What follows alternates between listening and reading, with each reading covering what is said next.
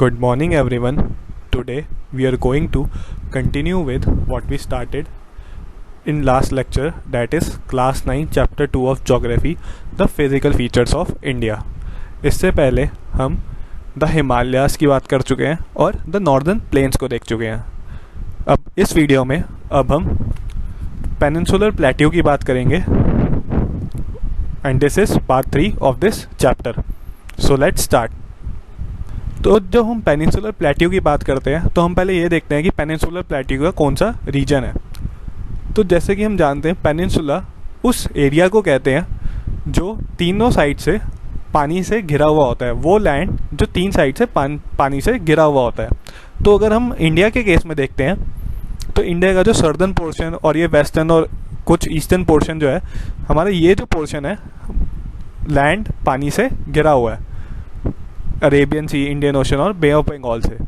और ये जो लैंड मास है हमारा इंडिया का, apart from the coastal plain, ये मेजर पोर्शन हमारा प्लेट्यू का रीजन है. इसलिए हम इस रीजन को पेनिनसुलर प्लेट्यू कहते हैं and that covers the area of Deccan plateau, central highlands और हमारा पेनिनसुलर रीजन के लैंड एरियाज़ को.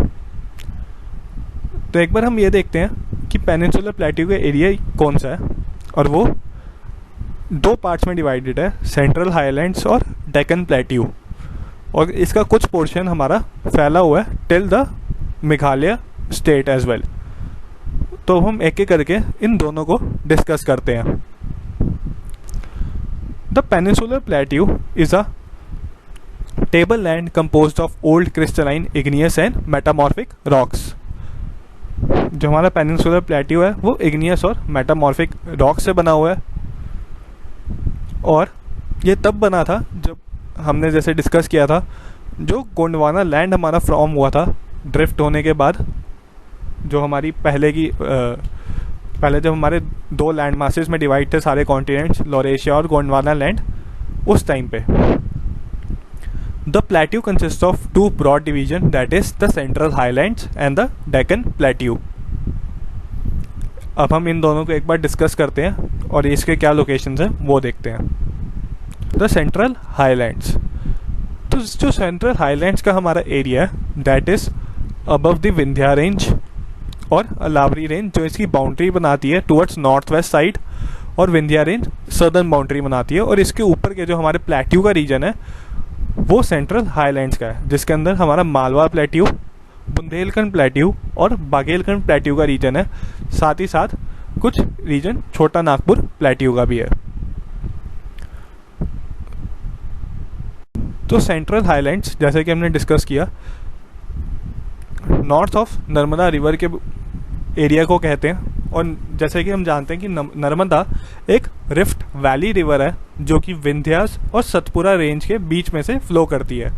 इसीलिए जो हमारी विंध्या रेंज है उसके अब ऊपर वाला एरिया, उसका नॉर्दर्न पोर्शन हमारा सेंट्रल हाईलैंड का एरिया है, और विंध्यन रेंज उसकी सदर्न बाउंड्री बनाता है. और साथ ही साथ नॉर्थ वेस्ट के रीजन में जहाँ पे हमारी अलावरीज हैं, अलावरी रेंजेस हैं, वो उसकी नॉर्थ वेस्टर्न बाउंड्री बनाती है, जो हमारे ग्रेट इंडियन डेजर्ट से जाके थार डेजर्ट से मिलती है.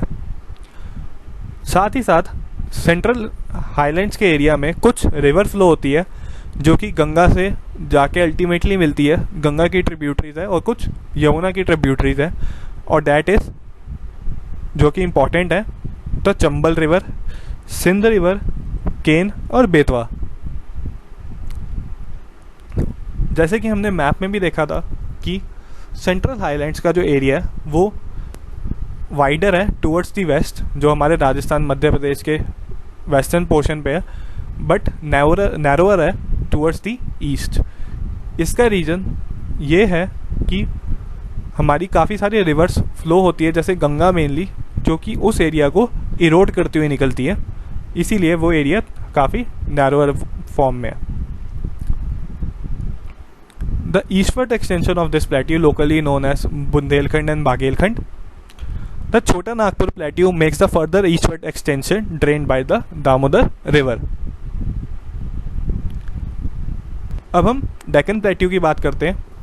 तो डेक्कन प्लेट्यू जैसे कि हमने पिछला डिस्कस किया था कि हमारा सेंट्रल हाईलैंड्स विंध्या के नॉर्दर्न पोर्शन पे है और हमारी नर्मदा रिवर इसको डिवाइड करती है और ड्रिफ्ट वैली से होती हुई निकलती है विंध्या और सतपुरा रेंजेस में। इसीलिए सतपुरा रेंजेस हमारे डेक्कन प्लेट्यू की बाउंड्री बनाते हैं और the south region of the Satpura range becomes the Deccan plateau. साथ ही साथ वेस्टर्न घाट इसकी वेस्टर्न बाउंड्री और ईस्टर्न घाट ईस्टर्न बाउंड्री बनाते हैं। अब हम इसको डिस्कस करते हैं इसके फीचर्स के साथ। The Deccan plateau is a triangular landmass that lies to the south of the river Narmada. The Satpura range bound to its broad base in north while Mahadev, Kaimur and Maikal range from the eastern extension. ये महादेव, कायमूर और Maikal range are eastern extension, that means कि वो eastern Ghats की तरफ हमारी लाई करती है। Third is it is higher in the west and slopes gently towards the east. तो जो हमारा प्लेट्यू का रीजन है, जैसे कि हमारी बाउंड्रीज हम जानते हैं कि वेस्टर्न और ईस्टर्न घाट्स पे बनती है, तो जो वेस्टर्न पार्ट है इस डेक्कन प्लेट्यू का वो हायर साइड पे है और स्लोप होते हुए नीचे जाती है। इसीलिए हम देखते हैं कि ईस्टवर्ड फ्लोइंग रिवर्स काफ़ी सारी निकलती हैं हमारे इस डेक्कन प्लेट्यू से, स्पेशली वेस्टर्न घाट्स के एरिया से, और ज़्यादातर रिवर्स हमारी वेस्ट बंगाल की साइड जाके मिलती है, कट करती हुई ईस्टर्न घाट्स को। An extension of Deccan Plateau is also visible in the northeast, locally known as Meghalaya, Karbi Anglong Plateau and North Chahar Hills. अब इस चीज़ को हमें समझना होगा क्योंकि डेक्कन प्लेट्यू सदर्न पोर्शन में और सेंट्रल पोर्शन में इंडिया के, और जो मेघालय है ईस्टवर्ड पोर्शन में है, नॉर्थ ईस्ट एरिया में है। तो ऐसा क्यों है?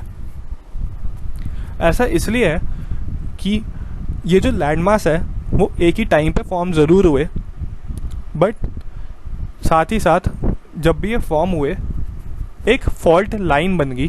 फॉल्ट लाइन का मतलब है कि एक गड्ढा टाइप सा बन गया, जिसको बाद में साथ ही साथ ओवर द ईयर्स सेडिमेंट से फिल हुए, और वो सेडिमेंट्स जैसे फिल होते गए, जैसे हमारा छोटा नागपुर का प्लेट्यू है और बंगाल और बांग्लादेश का रीजन है, वो एरिया बन गया, वो प्लेनर पोर्शन बन गया। इसीलिए ये एक एक्सटेंशन मानते हैं हमारी उस एरिया का।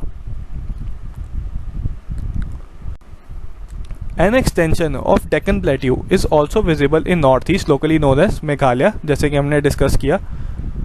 It is separated by a fault from the छोटा नागपुर प्लेट्यू। जैसे कि हमने डिस्कस किया था कि वो जो एरिया बनता है वो छोटा नागपुर का एरिया प्लेट्यू का बनता है और आगे मैच होता है, मिलता है। अब जो हमारे मेघालय है वहाँ पे हिली रीजन या प्लेट्यू का रीजन जो भी हम कहें,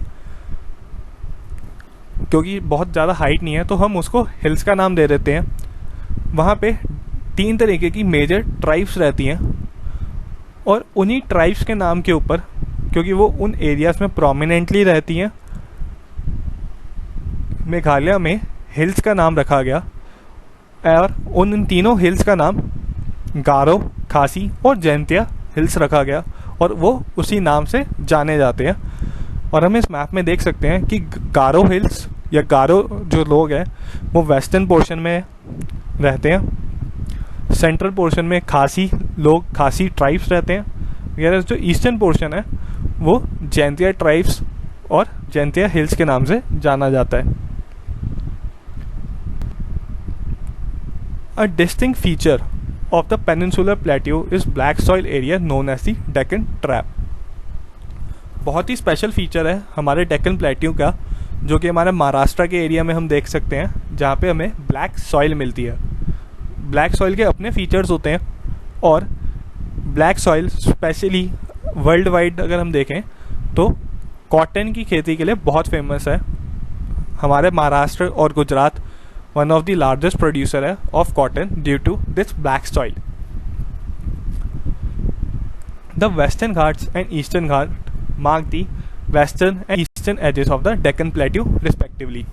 जैसे कि हमने डिस्कस किया कि वेस्टर्न घाट्स और ईस्टर्न घाट्स इसकी बाउंड्री बनाते हैं वेस्टर्न और ईस्टर्न एरियाज पे। अब हम एक बार वेस्टर्न और ईस्टर्न घाट्स का कंपैरिजन कर लेते हैं, क्योंकि ये एक इम्पॉर्टेंट है और एग्ज़ाम में पूछा जाता है।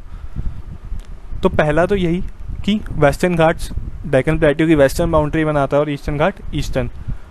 द सेकेंड इज़ जो वेस्टर्न घाट्स है that is continuous and can only be pass through passes only, क्योंकि वो ह्यूमन मेड होते हैं। वेयर एज जो हमारे ईस्टर्न घाट्स हैं they are discontinuous, irregular and dissected by river draining into bay of Bengal. Western ghat से निकली हुई रिवर्स जैसे गोदावरी, कृष्णा, कावेरी, तुंगभद्र, ये ईस्टवर्ड फ्लो होती है और काफ़ी एरियाज़ में ईस्टर्न घाट्स को डिवाइड करती है। जो वेस्टर्न घाट्स की हाइट है वो कंपैरेटिवली ज़्यादा है ईस्टर्न घाट से, and that is around 900 to 1600 metres on an average, whereas eastern ghat की ये हाइट 600 मीटर्स के अराउंड है। वेस्टर्न घाट से जैसे कि हमने डिस्कस किया कि काफ़ी सारी नदियाँ निकलती हैं towards eastern Ghat, Godavari, Krishna, Kaveri, but कोई ऐसी बड़ी नदी हम ये नहीं देखते कि ईस्टर्न घाट से ओरिजिनेट होती है और वहाँ से पास होती हुई वेस्टर्न साइड पे मूव करती है।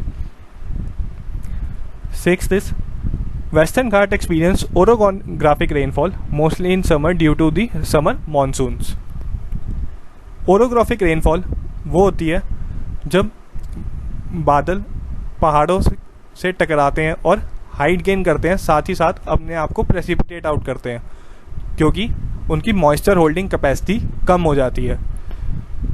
तो ये ज़्यादातर जब भी ओरोग्राफिक रेनफॉल होती है तो ये मानसून टाइम पे देखी जाती है वेस्टर्न घाट्स के एरिया में, क्योंकि बादल उसी टाइम पे बहुत प्रोमिनेंटली होते हैं, फ्लो करते हैं और टकरा के मॉइस्चर को हाइट गेन करने के साथ साथ लूज करते हैं। बट ईस्टर्न घाट के केसेस में क्योंकि पहाड़ों की भी हाइट छोटी है और मोस्टली हम ये देखते हैं कि जो बे ऑफ बंगाल से मॉनसून उठ के आता है इंडिया की तरफ, वो ईस्टर्न घाट का मेजर पोर्शन कैरी नहीं करता, टूवर्ड्स बंगाल मूव होता है जहाँ पे ईस्टर्न घाट प्रेजेंट नहीं है। बट जब मॉनसून रिट्रीव करता है, वापस आता है विंटर टाइम पे, तो ईस्टर्न घाट पे तमिलनाडु के रीजन में बारिश होती है। ईस्टर्न घाट्स की हाईएस्ट पीक अलाई मुंडी और ढोटाबेड़ा के नाम से जानी जाती है, वेयरएस महेंद्रगिरी ईस्टर्न घाट्स की हाईएस्ट पीक है। वेस्टर्न घाट्स का कुछ पोर्शन एवरग्रीन फॉरेस्ट में भी है, काफ़ी रेन होती है इस एरिया में, वेयरएस जो कंपैरेटिवली जैसे कि हमने डिस्कस किया ईस्टर्न घाट पे कम रेन होती है।